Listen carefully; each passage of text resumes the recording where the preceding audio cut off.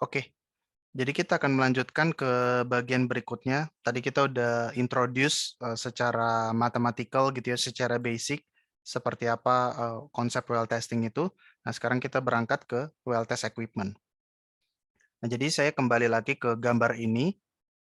Seperti itu, jadi dalam well testing tentu aja ada komponen subsurface-nya, ada reservoirnya, ada sumurnya, dan juga ada part well testing equipment-nya. Di sini diwakili oleh separator dan ada choke manifold gitu ya. Dan nanti ada tahap evaluasinya atau interpretasi analisis well test seperti itu. Nah, kalau secara basic, komponen well test itu bisa digambarkan uh, seperti ini. Yang pertama tentu saja ada sumurnya ya. Ada sumur dan di sini ada 3 line, ada 3 garis merah, hijau, biru gitu ya. Kemudian ya tergantung dengan konfigurasinya ya, nggak exactly sama sebenarnya semua well test itu. Di sini di gambar ini at least dia punya flow meter. Ya, kita bisa ukur laju alir gas, laju alir oil dan laju alir waternya seperti itu. Nah, most of the time sebenarnya flow meter ini embed ke separator. Ya, jadi di separator itu di discharge atau keluaran gas itu ada alat ukur gas, ada alat ukur oil, ada alat ukur water. Nah, kalau kita melakukan well testing saat pengeboran ya, misalnya drill stem test atau well test ketika eksplorasi, gasnya itu tidak bisa diarahkan ke sistem produksi. Jadi seringkali gasnya itu akan di flaring. Larilah gas ke sini. Nah, kemudian oil, kalau kita punya separator 3 fasa, oil disimpan ke dalam tangki. Sementara water itu masuk ke heat water treater. Nah, ini bagian yang apa namanya pengukuran separasi. Alat ukurnya kita masukkan ke dalam sumur. Kita taruh dia, tempat yang paling bagus alat ukurnya adalah di depan perforasi. Karena disitulah alat ukur itu face to face dengan reservoir gitu ya. Jadi dapat teman-teman ingat gitu ya, ada separator, ada alat ukur dan ada alat ukur laju alir ya, flow meter dan tentu saja ada alat ukur tekanan, pressure gauge. Nah, di bagian separatornya ini very simple gitu ya. Jadi kita punya sumur di sini, kita bisa atur laju alirnya dengan choke dan dia masuk ke dalam separator. Di separator kita pisahkan fase gas, kita pasang alat ukur, biasanya itu pakai orifice meter ya. Nanti yang akan melakukan pengukurannya itu teknisi gitu ya, ada operatornya, kita dapat data Q laju alir. Nah, kemudian tergantung dengan separator yang kita pakai, 2 fasa atau 3 fasa gitu ya. Di sini 2 fasa, di keluaran liquid, ya di keluaran liquid ada flow meter lagi.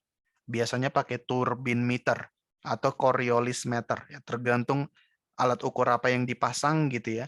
Ada juga yang pakai multi-phase flow meter. Intinya kita bisa dapat Q laju alir dari liquid.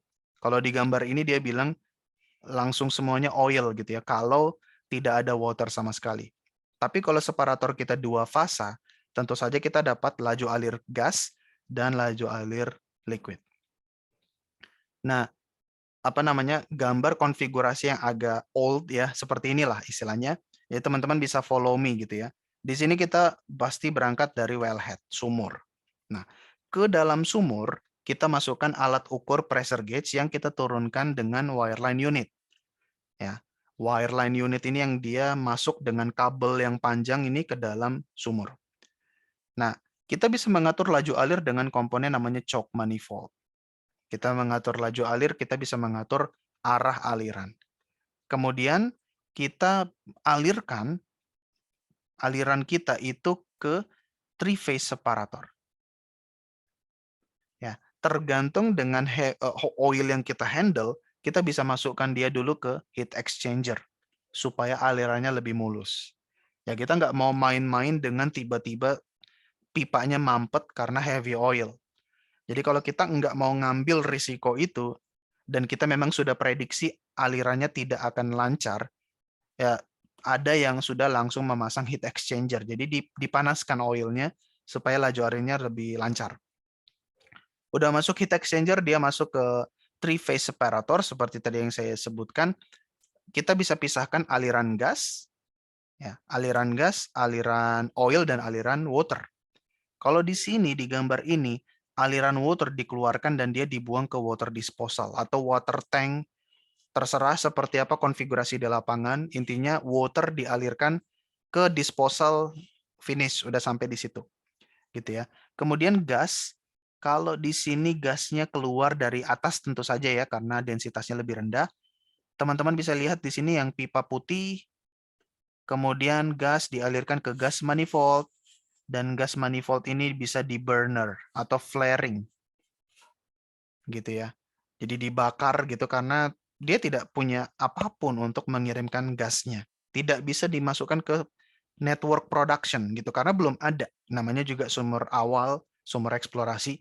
Jadi gasnya di burn, dibakar gitu ya. Nah, oil ini valuable, nggak boleh dong kita bakar, nggak boleh kita buang. Oilnya setelah dia keluarkan, masuk oil manifold dan dia disimpan ke search tank.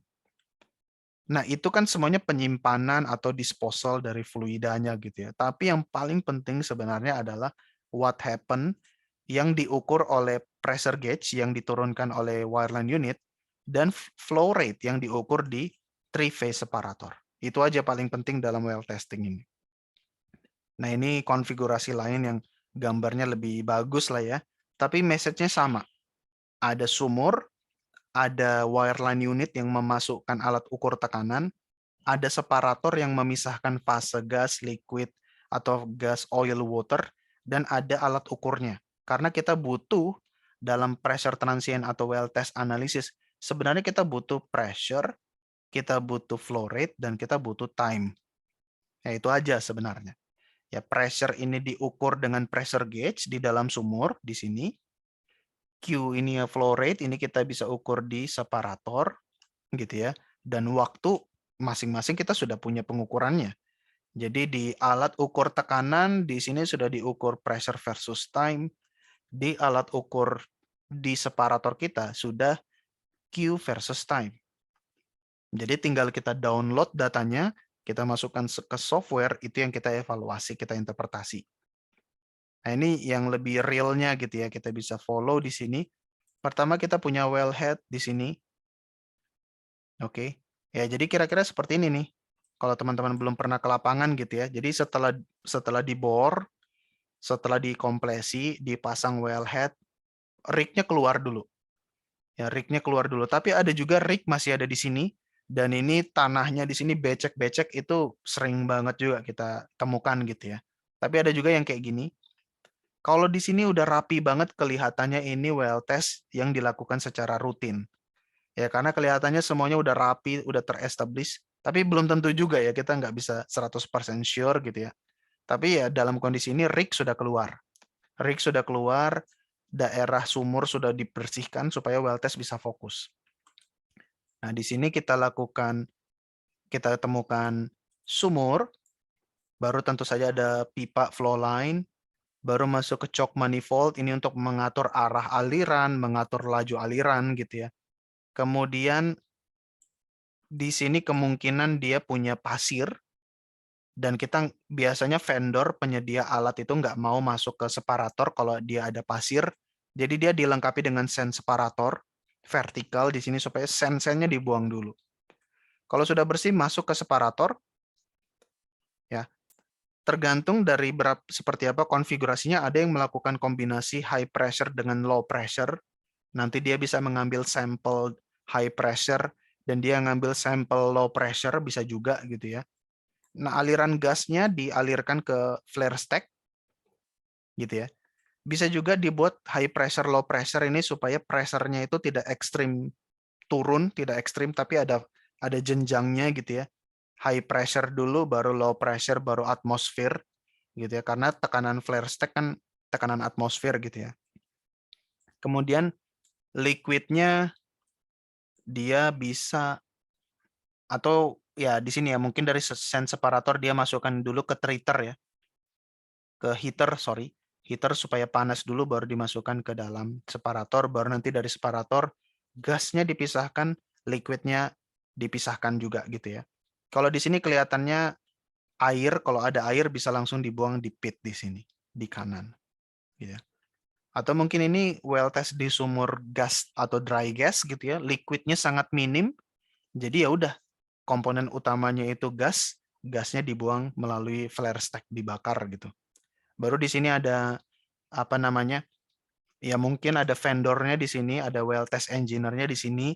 Nanti production atau reservoir engineer bisa datang berdiskusi di sini, gitu ya. Dan biasanya well test itu lama, bisa berhari-hari gitu ya.